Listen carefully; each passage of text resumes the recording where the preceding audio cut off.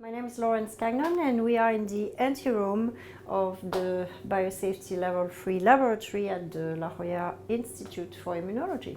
So the Anteroom is going to be the place where we are going to gear up with the personal protective equipment that is necessary to do safely, to work safely with Biosafety Level 3 viruses in the labs that we have on the other side of these facilities. So here we can come and there will be no virus, nothing infectious, and we just are going to add to our clothing material that's going to protect us.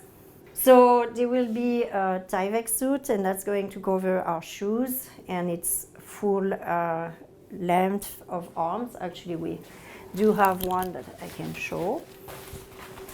So we do wear some of these suits.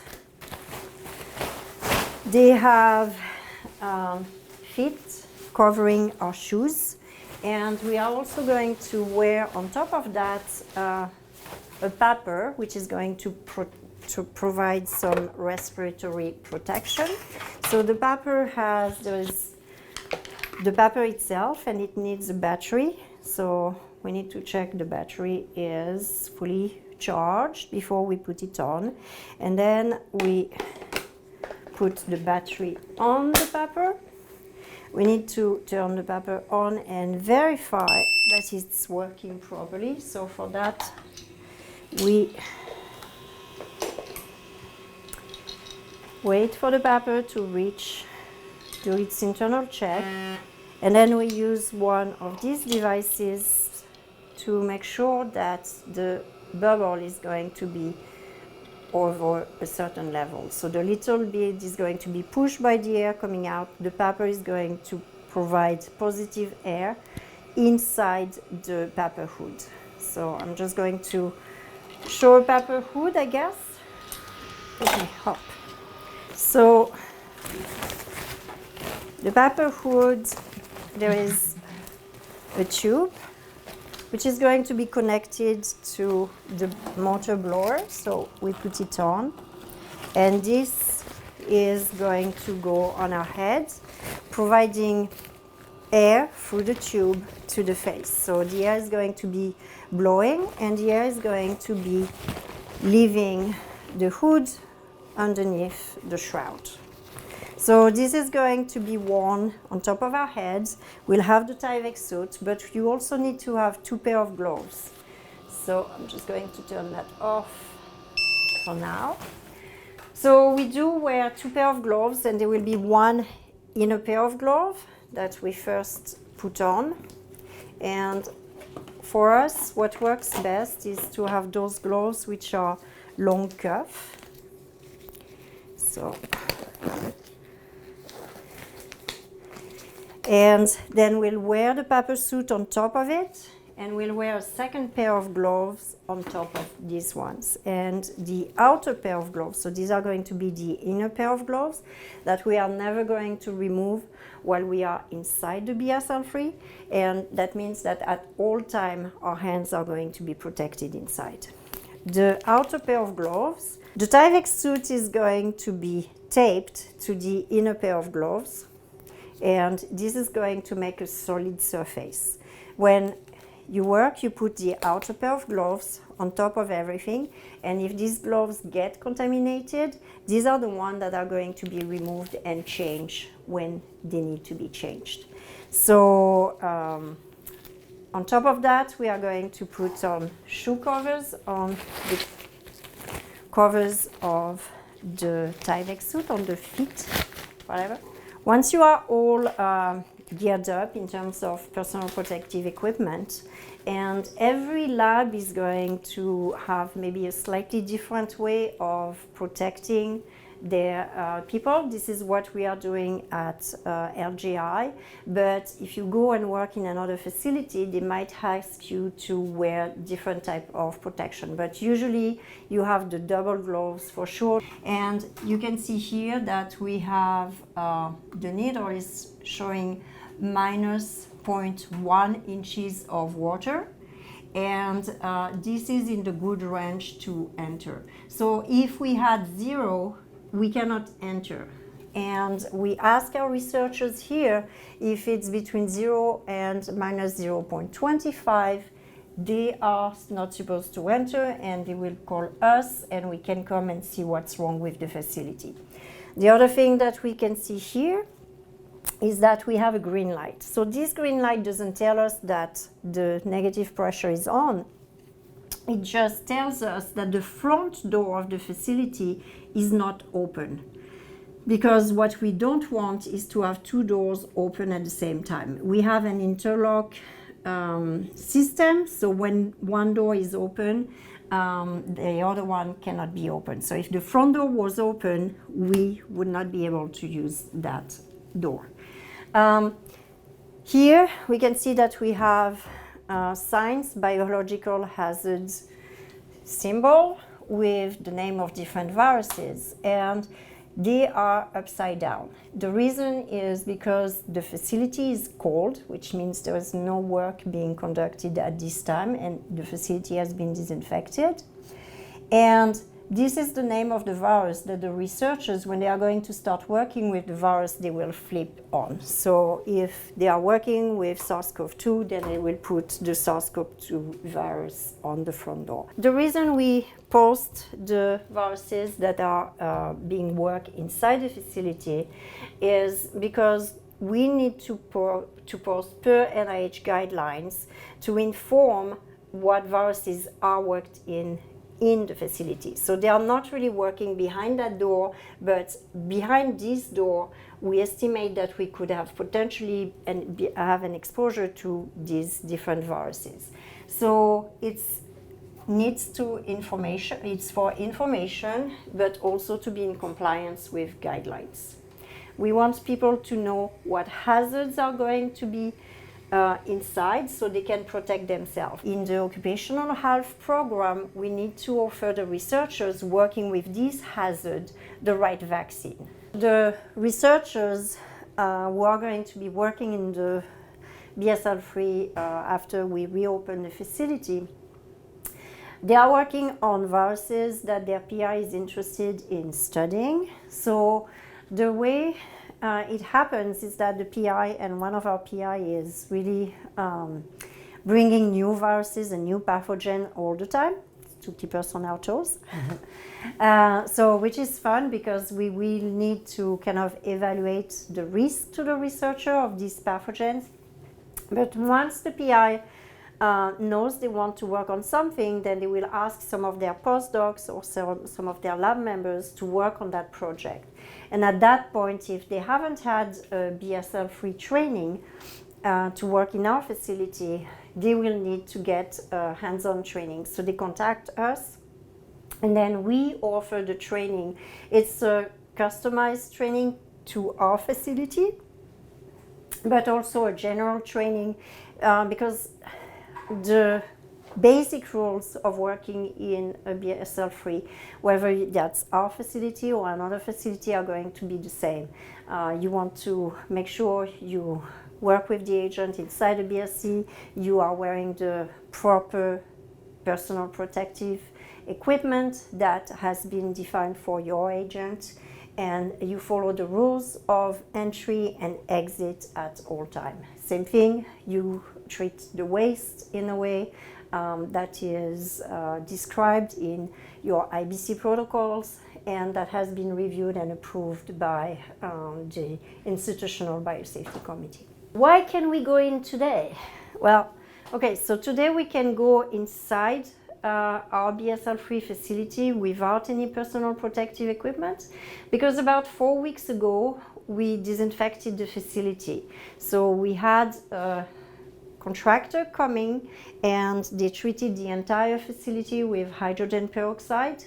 So all the labs that are on the other side of this door were treated.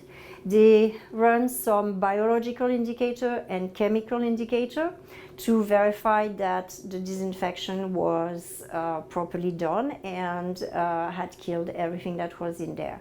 So we had to wait 7 days to get the biological indicator back, the result. So we had no growth during those 7 days on the samples that were put in the BSL-free during the disinfection, which means that now we can enter this facility without any personal protective equipment. This happens only once a year during the shutdown, and we do this shutdown in order to recommission our facility, making sure it's working to the specs of a BSL-free facility. Nothing can leave the facility alive except the researchers.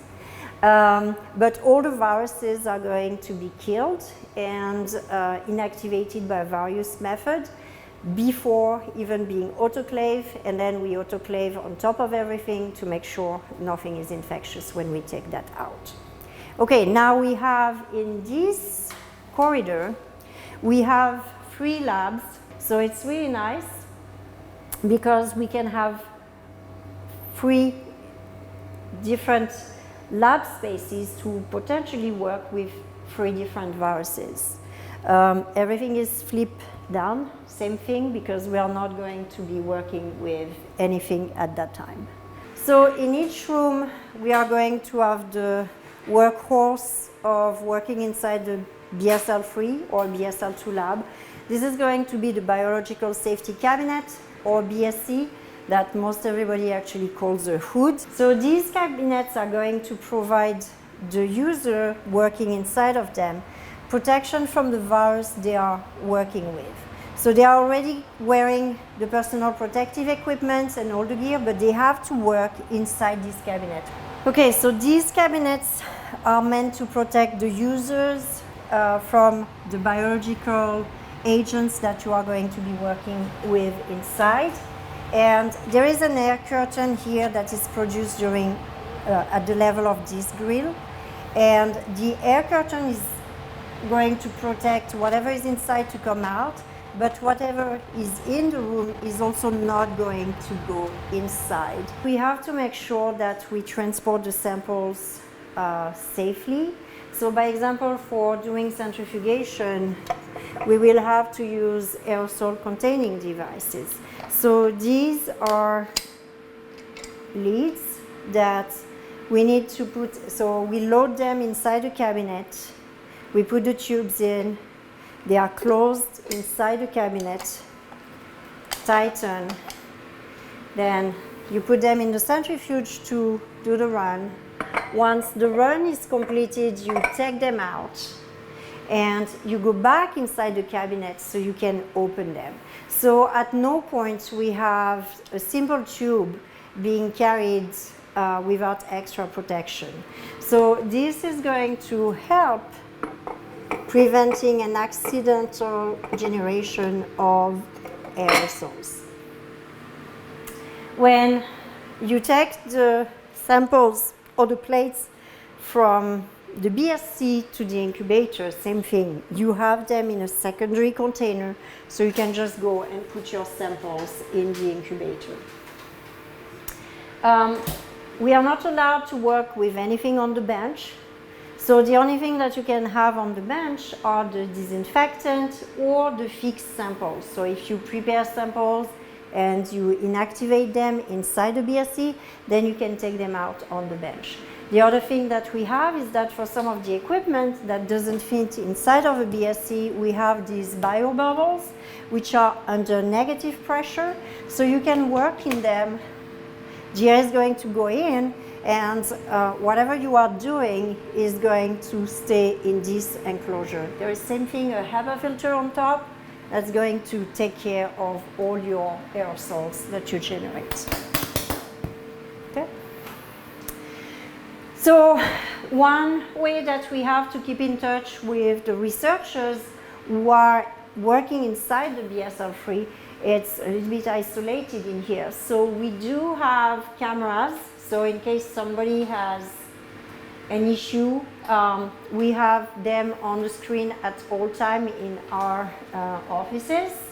But they can also ask for whatever they forgot to bring in inside the BSL-free, they'll use the phone.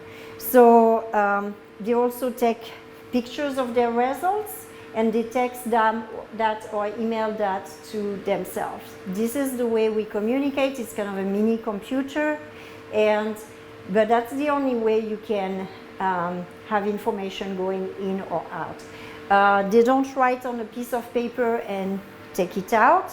They will have to take a picture of the piece of paper and then send that to themselves. Everything is designed so you are not going to touch anything with your gloves. So the sink is foot pedal operated.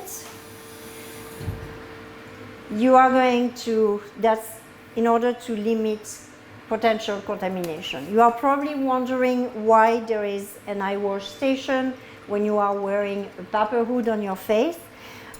This is code of regulation, but that's also when people come and do repairs during the shutdown, we need to make sure that they have access to safety equipment. So if they put something in their eyes, they can flush them immediately. The other thing that we have is specific disinfectant, and we also have ethanol, which usually kills most of the thing.